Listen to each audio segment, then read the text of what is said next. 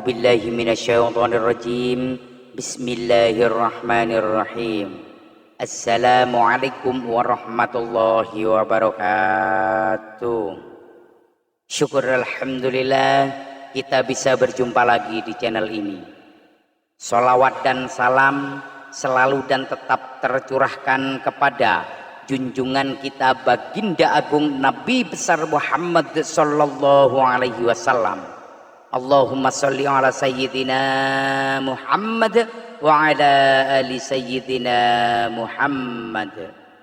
Harapan dan doa saya semoga saudaraku semuanya selalu diberikan kesehatan, dilancarkan rezekinya, diampuni segala dosa-dosanya, dan dipanjangkan umurnya. Amin ya rabbal alamin. Sahabat beriman yang dirahmati Allah, banyak orang yang tak peduli jika pekerjaan yang dilakukannya tidak halal atau melanggar ketentuan syariat. Mereka tetap menjalaninya selama bisa memenuhi kebutuhan perut. Sudah terlena akan kenikmatan dunia yang hanya sesaat, mencari kekayaan sebanyak-banyaknya untuk memenuhi keinginan yang tidak pernah habis-habisnya. Manusia terus mencari kekayaan tanpa memperdulikan dari mana harta itu, apakah halal atau haram. Bahkan ada ungkapan yang lebih membuat kita miris, yaitu cari yang haram saja susah apalagi cari yang halal. Seperti itulah kenyataan yang terjadi di tengah masyarakat kita saat ini, terutama dalam urusan mencari rezeki. Tak banyak yang mampu peduli dengan ketentuan syariat. Hal ini seperti apa yang pernah disabdakan oleh Nabiullah Muhammad sallallahu alaihi wasallam, akan datang suatu zaman di mana manusia tidak lagi peduli dari mana mereka mendapatkan harta, apakah dari usaha yang halal atau haram. Hadis riwayat Bukhari. Berikut adalah pekerjaan akhir zaman yang masih banyak dikerjakan oleh manusia. Yang pertama adalah suap menyuap. Sering kita mendengar hal-hal yang berbau suap, bahkan yang seharusnya halal tapi bisa menjadi haram karena suap. Beberapa contohnya, ketika masuk sekolah, universitas ataupun pekerjaan, orang rela membayarkan sejumlah uang agar mereka dapat diterima. Ini sudah termasuk praktik suap menyuap. Dari Ibnu Umar radhiyallahu anhu, ia berkata, Rasulullah shallallahu alaihi wasallam melaknat yang memberi suap dan yang menerima suap. Hadis riwayat Tirmizi. Yang kedua adalah zina. Miris saat ini ketika zina sudah menjadi pekerjaan mereka, berdalih dengan susahnya mendapatkan pekerjaan, akhirnya melakukan perzinaan untuk dapat menghidupi dirinya dan keluarganya. Allah subhanahu wa ta'ala berfirman, dan janganlah kamu mendekati zina, sesungguhnya zina itu adalah suatu perbuatan yang keji dan suatu jalan yang buruk.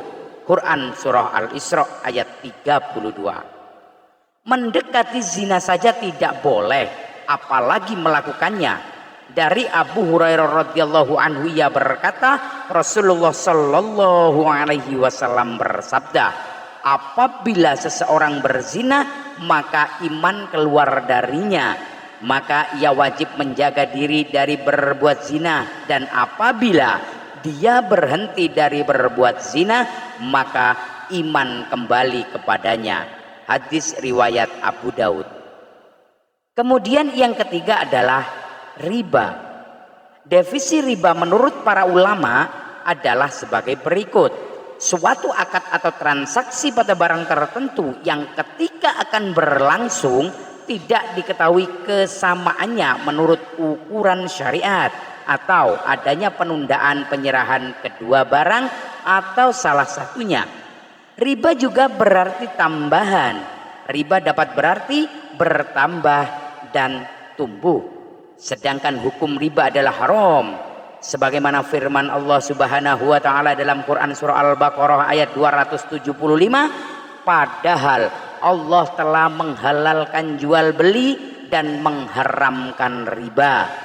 Dari Jabir radhiyallahu anhu ia berkata, Nabiullah Muhammad sallallahu alaihi wasallam melaknat pemakan riba, pemberi riba, penulis dan kedua orang yang menjadi saksi atasnya.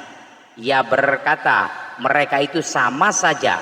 Hadis riwayat Muslim. Bahkan pelaku riba sama saja mengumumkan perang pada Allah dan Rasulnya.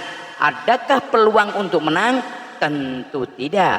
Hal ini sebagaimana firman Allah Subhanahu wa taala dalam Quran surah Al-Baqarah ayat 279. Maka jika kamu tidak mengerjakan, meninggalkan sisa riba, maka ketahuilah bahwa Allah dan Rasulnya akan memerangimu. Dan jika kamu bertaubat dari penggambilan dari riba, maka bagimu pokok hartamu. Kamu tidak menganiaya dan tidak pula dianiaya. Quran surah Al-Baqarah ayat 279. Sahabat beriman yang dirahmati Allah, oleh karena itu sebisa mungkin kita meninggalkan pekerjaan yang menyangkut hal-hal tersebut. Bertakwalah kepada Allah dan berserah diri padanya. Insya Allah petunjuk akan datang dan kita akan diberi rezeki yang lebih baik oleh Allah Subhanahu wa taala. Amin. Amin ya rabbal alamin.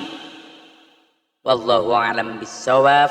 Demikian yang bisa saya haturkan. Semoga bermanfaat untuk kita semua. Mohon maaf atas segala kekurangan. Usikum wa nafsi bittaqwallah. Assalamualaikum warahmatullahi wabarakatuh.